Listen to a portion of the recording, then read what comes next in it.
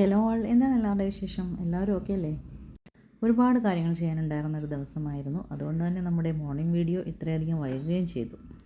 സാധാരണയായിട്ട് നമ്മൾ ജൈവവളം മാസം ആദ്യം തന്നെ ജൈവവളം കൊടുത്തു കഴിഞ്ഞാൽ റോസുകൾക്ക് നമ്മൾ ഒരു 20 ദിവസത്തിന് ശേഷം NPK DAP പൊട്ടാഷ് മിക്സ് കൊടുക്കുന്നതായിട്ട് പറയുന്നുണ്ട്. പക്ഷേ ഇത്തവണ ഞാൻ അങ്ങനെയല്ല കൊടുത്തത്. ഞാൻ ഈ റോസ് മിക്സ് ആണ് കൊടുത്തത്. അപ്പോൾ ഇന്ന് രാവിലെ തന്നെ അതിൻ്റെ ഒരു പരിപാടിയിലായിരുന്നു.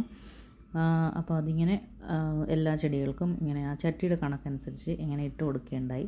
റോസ് മിക്സ് ഞാൻ ഈ അടുത്ത സമയത്താണ് വാങ്ങിയത്. അതുകൊണ്ട് എനിക്ക് അതിൻ്റെ കൂടുതൽ കാര്യങ്ങളൊന്നും പറയാനറിയില്ല. ഈ ഒരു പാക്കറ്റാണ് ഞാൻ വാങ്ങിയത്. അതിൽ നിന്ന് ഒരു സ്പൂൺ എടുത്ത് ചട്ടിയുടെ കണക്കനുസരിച്ച് മണ്ണിളക്കിയിട്ട് അതിലേക്ക് ഓരോ സ്പൂൺ വെച്ച് ഇങ്ങനെ ഇട്ട് കൊടുക്കുക. എന്നിട്ട് മണ്ണ് മിക്സ് ചെയ്ത് കൊടുക്കുക. അത്ര തന്നെയാണ് ചെയ്യാറുള്ളത്. അപ്പോൾ റോസ് മിക്സിനകത്ത് കുറേ നമ്മുടെ മൈക്രോ ന്യൂട്രിയൻസ് ഒരുപാടധികം അടങ്ങിയിട്ടുണ്ട് എന്നൊക്കെ അതിനകത്ത് പാക്കറ്റിനകത്ത് കാണുന്നുണ്ട്. നോർമലി ഈ ടൈമിൽ നമ്മൾ ഇട്ട് കൊടുക്കാറുള്ളത് DAP NPK പൊട്ടാഷ് എന്നിവ മൂന്നും കൂടി തുല്യമായിട്ട് മിക്സ് ചെയ്ത് അത് ഇതേപോലെ ഓരോ ചട്ടിയുടെ കണക്കനുസരിച്ച് ഇങ്ങനെ ഇട്ട് കൊടുക്കലാണ് സാധാരണ ചെയ്യാറുള്ളത്. 10 മണികൾ ഏറ്റവും കൂടുതൽ പ്രൂണിങ് ആവശ്യമുള്ള ഒരു ചെടിയാണ്. അവർക്ക് ഭയങ്കര ഇഷ്ടമാണ് പ്രൂണിങ്.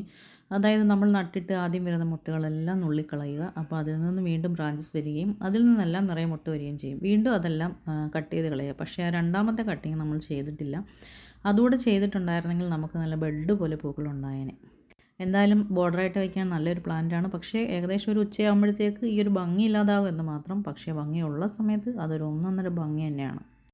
റോസിൻ്റെ സെയിൽ വീഡിയോയുമായിട്ട് നമുക്ക് ഇനിയും കാണാം. എല്ലാവർക്കും നല്ലൊരു ദിവസം നേരുന്നു.